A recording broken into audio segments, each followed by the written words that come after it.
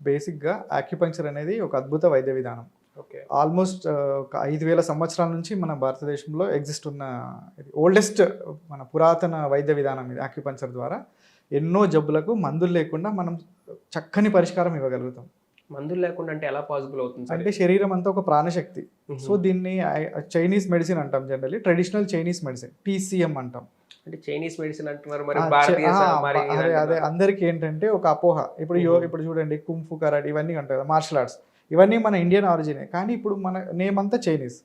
So ఇవన్నీ మన ద్వారా వేరే దేశం ద్వారా ఇది అయినట్టండి. కుదరకపోతే యోగా కూడా మనది కాదంటారు. ఓకే. అలాంటి పరిస్థితుల్లో మనం ఉన్నాం, అవునా? ఓకే. ఇప్పుడు మనకంటే ఎక్కువ అబ్రాడ్లో ఎక్కువ చేస్తూ ఉన్నారు యోగా థెరపీస్ కానీ ఇవన్నీ. ఓకే. సో అలా అంతరించిపోయిన ఒక వైద్య విధానమే యాక్యుపంక్చర్. యాక్యుపంక్చర్ మన భారతదేశం నుంచి వెళ్ళిపోయిన ఒక విధానం, ఓకే. అద్భుతమైన విధానం యాక్యుపంక్చర్ విధానం.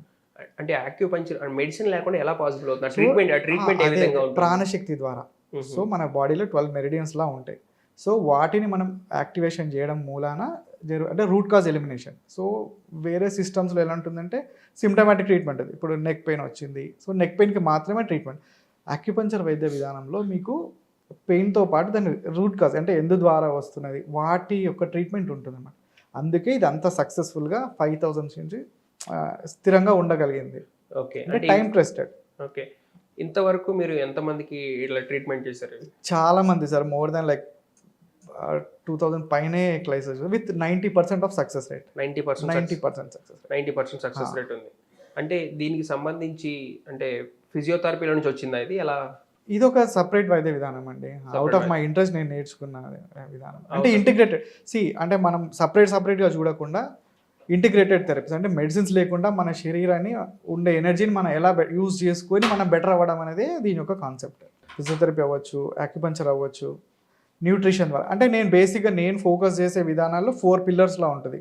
ఒకటి ఫిజియోథెరపీ, ఒకటి యాక్యుపంక్చర్ వైద్య విధానం, ఎక్సర్సైజ్ థెరపీ, ఒకటి న్యూట్రిషన్. ఈ 4 బేస్ చేసుకొని మనం ట్రీట్మెంట్ని ప్లాన్ చేస్తాం పేషెంట్ రిక్వైర్మెంట్ని బట్టి. ఇప్పుడు యూత్లో ఎక్కువగా నెక్ పెయిన్ కానివ్వండి, బ్యాక్ పెయిన్ కానివ్వండి రావడానికి గల కారణాలు ఏమైనా? సెడెంటరీ లైఫ్ స్టైల్ అండి. అంటే మేబీ వాళ్ళ వర్క్ విధానము, చేసే విధానము, అవగాహన లేకపోవడం. అంటే ఉద్యోగాలు మానేయాలంటే కష్టం కదా, అందరూ చేయాల్సిన పనే అది. సో అవగాహన లేని అంటే ఇప్పుడు కరెక్ట్ ఏంటి, రాంగ్ ఏంటి, చిన్న చిన్న కరెక్షన్ ద్వారా దిల్ గెట్ చాలా మంచిగా బెటర్ అవ్వగలుగుతారు. ఓకే. అసలు అంటే ఒక పర్మనెంట్గా రాకుండా చూసుకోవాలంటే ఎక్సర్సైజ్ ఈజ్ ద కీ అండి. ప్రతి ఒక్కరూ వ్యాయామం అనేది కంపల్సరీగా చేయాల్సిందే. ఓకే. డాక్టర్లకు దూరంగా ఉండాలంటే వ్యాయామం తప్పనిసరి. మీరు ఎవరు చెప్పినా నమ్మకండి. షార్ట్ కట్స్ ఇది వేసుకుంటే అలా శారీరక శ్రమ ఉంటేనే మనిషి ఆరోగ్యంగా ఉంటాడు. శారీరక శ్రమ ఉంటే తప్పనిసరి. ఓకే. ఇప్పుడు మేము యాక్యుపంక్చర్ ద్వారా కానీ ఫిజియోథెరపీ ద్వారా కానీ నొప్పి నయం చేయగలుగుతాం, పెయిన్ తగ్గిస్తాం. మళ్ళీ రికవర్ అవ్వకుండా ఉండడానికి మీరు మెయింటైన్ చేయాల్సిందంటే ఎక్సర్సైజ్ థెరపీ ద్వారానే సాధ్యమవుతుంది. ఎక్సర్సైజ్ థెరపీ అంటే ఎక్సర్సైజ్ థెరపీ కూడా మీరు ఏమైనా నేర్పిస్తారా? తప్పకుండా. ఓకే. ఫస్ట్ ఒక పేషెంట్ ఇప్పుడు నెక్ పెయిన్తో వచ్చారు ఆర్ బ్యాక్ పెయిన్తో వచ్చారు, మనం వాళ్ళకి వెంటనే ఎక్సర్సైజ్ అడ్మినిస్ట్రేషన్ చేయలేము. వాళ్ళు ఆల్రెడీ నడవడానికి ఇబ్బంది ఉన్న పరిస్థితుల్లో ఉంటారు. సో వాటికి ఫస్ట్ మన టార్గెట్ ఏంటి, పెయిన్ తగ్గించాలి. ఫస్ట్ పెయిన్ తగ్గించడం మన ఫస్ట్ ప్రయారిటీ. పెయిన్ తగ్గించిన తర్వాత వాళ్ళని నార్మల్ అయిన తర్వాత మళ్ళీ రికవర్ అవ్వకుండా అంటే మళ్ళీ తిరిగి నొప్పి అది రావకుండా ఉండడానికి మెయింటెనెన్స్ కోసం ఎక్సర్సైజ్ థెరపీలో మనం చేస్తాం అన్నట్టు. ఓకే. ఇప్పుడు చాలా మందికి చూస్తే మోకాలు నొప్పులు కానివ్వండి ఇవన్నీ ఉంటాయి, అవన్నిటికీ కూడా వాటర్ ప్రాబ్లం అని చెప్పేసి చెప్తుంటారు, నిజమేనా? అంటే అది కొన్ని ఏరియాస్లో ఉన్నది, అన్నిటికీ మనం అలా అంటే మినరల్ వాటర్ ఎక్కువ తాగుతున్నారు ఇప్పుడు అందరూ. ఆరో వాటర్ ఎఫెక్ట్ అయితే ఉంటుంది, కానీ ఇప్పుడు అందరికి అదే కదా అవైలబిలిటీ ఉన్నది. నేను మనం ఏదో చెప్తాను కానీ ప్రాక్టికల్గా ఉండాలి. మనం ఇచ్చే సొల్యూషన్ కూడా ప్రాక్టికల్లీ ఉండాలి, అంతేనా? అందరికి అందుబాటులో ఉండేది అదే. అది తాగకుండా ఉండలేమంటే కష్టం కదా. మన ఆహార అలవాట్లు కానీ ప్రతిరోజు 1 గంట వ్యాయామం తప్పనిసరిగా ఉండాలి. ఓకే.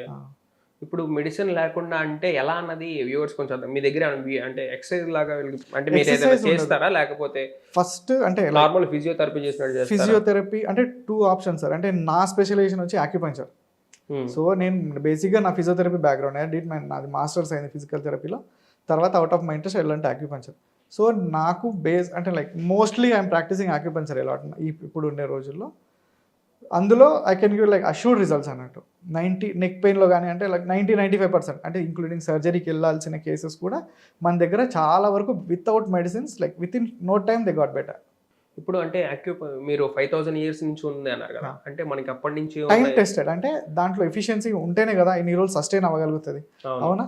అవును. సో ఈ జనాల్లో ఒక విషయం ఇన్ని రోజుల నుంచి ఉంది అంటే అది సక్సెస్ఫుల్గా ఉంటేనే, లైక్ అంటే మీరు మోడర్న్ సైన్స్ లో ఉన్నది నేర్చుకున్నారా, లేకపోతే అప్పట్లో ఉన్నది ఏన్షియన్ నేర్చుకున్నారా? సైన్స్ అండి, ఏన్షియన్ సైన్స్. Ancient science లోనే ఆ నేర్చుకున్నారు. కాలం ఆ టెక్నాలజీ అంతా నేను ప్రాక్టీస్ చేసేది TCM.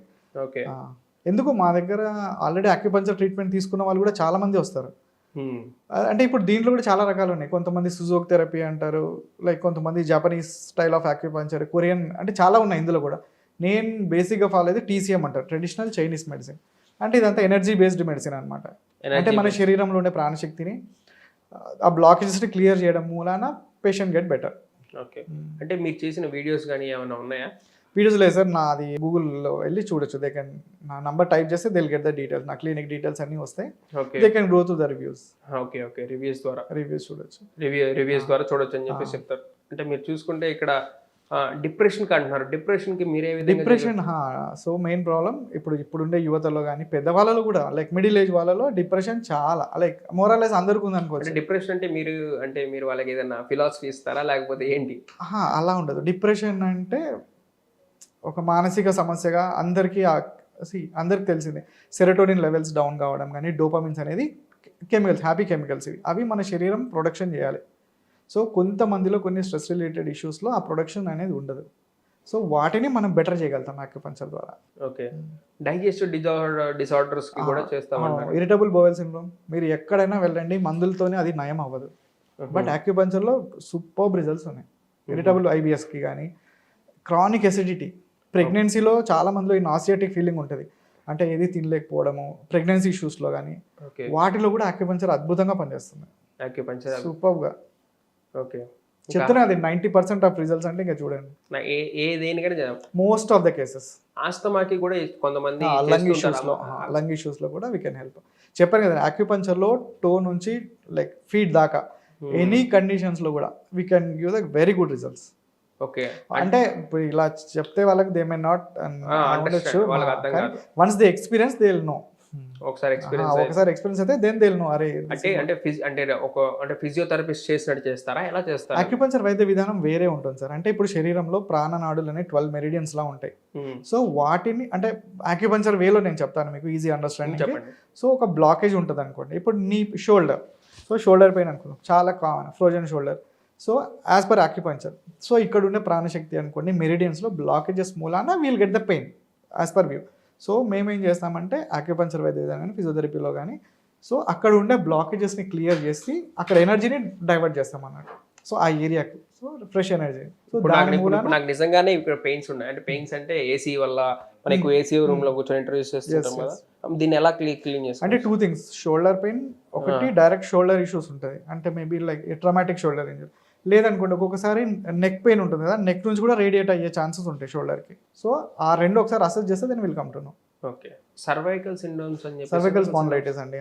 ఇప్పుడు అంటే లేడీస్ కి అది అందరిలో ఉంది, ఎస్పెషల్లీ IT ఎంప్లాయీస్లో ఎక్కువ చూస్తూ ఉంటాము. బట్ టీచర్స్లో ఎక్కువ టార్గెట్ గ్రూప్ ఉంటారు పాపం వీళ్ళు. ఎక్కువ ఈ IT వాళ్ళు. ఇప్పుడు నేను IT ఎంప్లాయీ నెక్ పెయిన్ తోస్తే నువ్వు సిస్టమ్ ముందు కూర్చోకంటే that is not the solution. వాళ్ళ జాబే అది పాపం, they have to sit continuously. అవునా? అది మేము ఏంటంటే లైఫ్ స్టైల్, అంటే ఎట్లా హౌ దే వర్క్ అనేది, అది we'll teach them. Okay. First pain తగ్గించడం first priority. They come with pain వస్తారు, అప్పుడే కదా మా దగ్గరకు వచ్చేది. పెయిన్ తగ్గించిన తర్వాత మళ్ళీ పెయిన్ రికవర్ అవ్వకుండా ఉండడానికి ఫర్దర్గా లాంగ్ టర్మ్లో వాళ్ళ ఉద్యోగం వాళ్ళు చేసుకుంటూ ఎలా పెయిన్ లేకుండా లీడ్ చేయడం అనేది మా స్పెషాలిటీ అన్నట్టు. అంటే సర్వైకల్ క్యాన్సర్స్ వేరా, అది వేరా? సర్వైకల్ క్యాన్సర్ వేరు, అది వేరు. ఓకే. ఓకే. సర్వైకల్ స్పాండిలైటిస్ అంటాం, అంటే నెక్ పెయిన్ అండి. నెక్ పెయిన్ మెడికల్ టర్మ్లో సర్వైకల్ స్పాండిలైటిస్ అంటారు.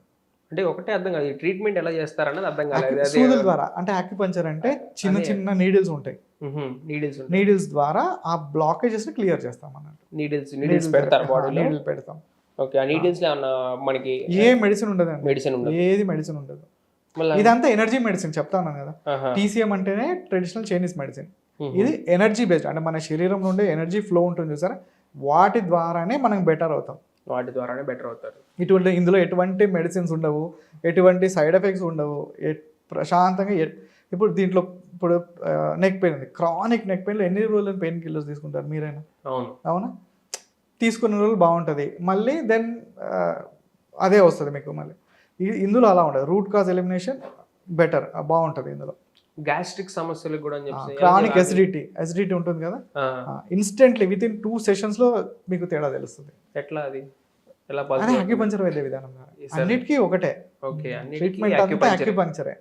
అక్యుపంచర్ చెప్తున్నారు కానీ సార్ అది ట్రీట్మెంట్ ఎలా అన్నది మీ దగ్గర అంతకుముందు ఏమైనా వీడియోస్ ఉంటుంటే నేను చూపిస్తాను ఒకసారి. అక్యుపంచర్ వైద్య విధానం ఈజీగా ఉంటుంది. Small like sterile single use needles ఉంటాయి మా దగ్గర. వాటిని కొన్ని బ్లాకేజ్ అంటే ఒకసారి పేషెంట్ చూసాక అసెస్ చేస్తాం. ఒక పల్స్ డయాగ్నోసిస్ అని ఒకటి ఉంటుంది, టంగ్ డయాగ్నోసిస్, రెండు చూసాక ఎక్కడ వీళ్ళకు బ్లాకేజ్ ఉంది అనేసి మనం ఒక డయాగ్నోసిస్ చేసిన తర్వాత దెన్ దాని క్లియరెన్స్ కోసం మనం వీళ్ళు అక్యుపంచర్ ప్రొసీజర్ ఉంటుంది. ఓకే ఓకే సార్, చాలా బాగా చెప్పారు. ఇంకొకటి సార్, మైగ్రేన్స్ హెడేక్ అంటే ఏంటి? మైగ్రేన్ హెడేక్ అంటే వన్ సైడెడ్ హెడేక్, పార్శ్వపు తలనొప్పి అంటాం, వన్ సైడెడ్ హెడేక్. సో వీటిలో జనరలీ లేడీస్లో ఎక్కువ చూస్తాం ఈ ప్రాబ్లం. వాటికి కూడా అక్యుపంచర్ చాలా బాగా పనిచేస్తుంది. ఓకే, ఎక్సలెంట్గా. దాన్ని కూడా అక్యుపంచరే. ఓకే, అంటే దానికి కూడా నీడిలింగ్ టెక్నిక్స్. అందులో ఏంటంటే మళ్ళీ అన్ని మైగ్రేన్స్కి ఒకే ట్రీట్మెంట్లా ఉండదు.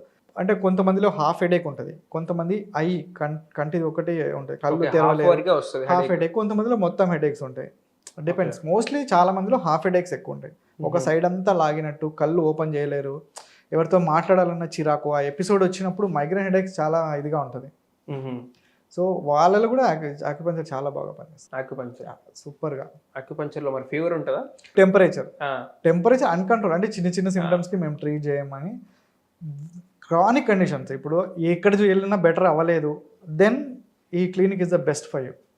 ఇప్పుడు ఎక్కడో వెళ్ళారు, నెక్ పెయిన్ అన్ని దగ్గర తిరిగి విసిగిపోయారు, బ్యాక్ పెయిన్కి ఎక్కడెక్కడో ట్రీట్మెంట్ తీసుకున్నారు, తగ్గలేదు, ఒక్కసారి come to us, then you will come to know. మీకు అప్పుడు తెలుస్తుంది ఎట్లా ఏంటి, విల్ సీ ద డిఫరెన్స్.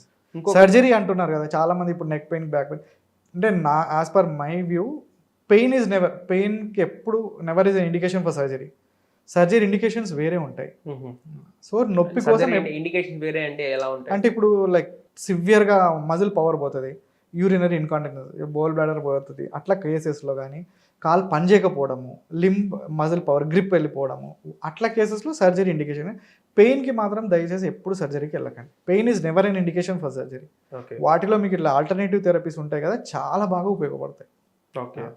ఇంకొకటి సార్, ఇప్పుడు మోకాళ్ళ నొప్పులు ఉంటాయి పెద్దవాళ్ళకి, 10 years 20 years నుంచి ఉంటాయి. పెద్ద ఏజ్ వాళ్ళలో ఆస్టియోఆర్థరైటిస్ అంటాము. చిన్న ఏజ్ వాళ్ళలో ఇవాళ కింద పడి వచ్చే ఉంటాయి చూసారా, వాటిలో లిగమెంట్ ఇష్యూస్ ఉంటాయి కొన్ని, చాలా వాటిలో.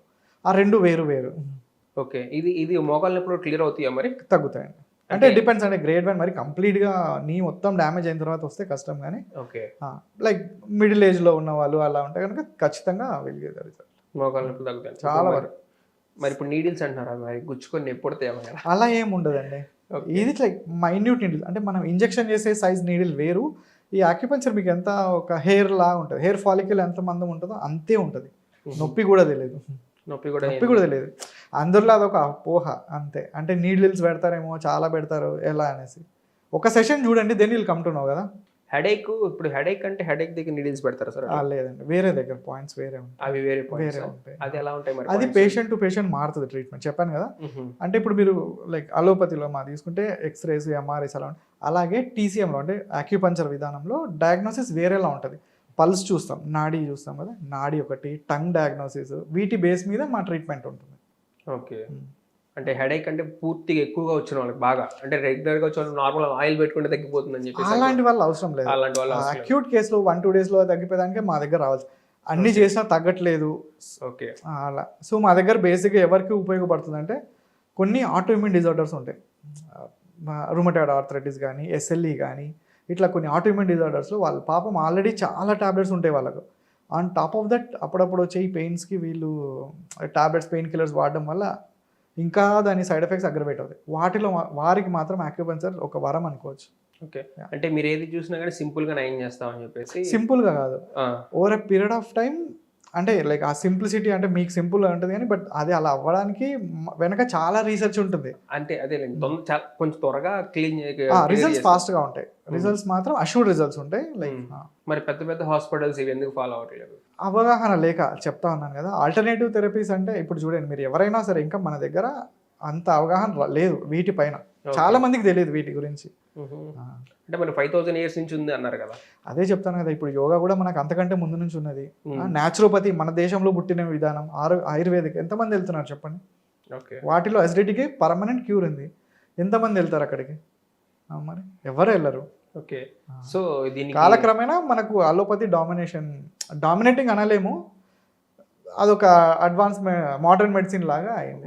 సో ఇప్పుడు నేను వాటిని తప్పని చెప్పట్లేదు, అది వద్దు ఆల్టర్నేట్గా ట్రై చేద్దాము అనుకునే వారికి ఆక్యుపంచర్ అనేది ది బెస్ట్ ఆప్షన్. ఆక్యుపంచర్ అనేది ది బెస్ట్ ఆప్షన్.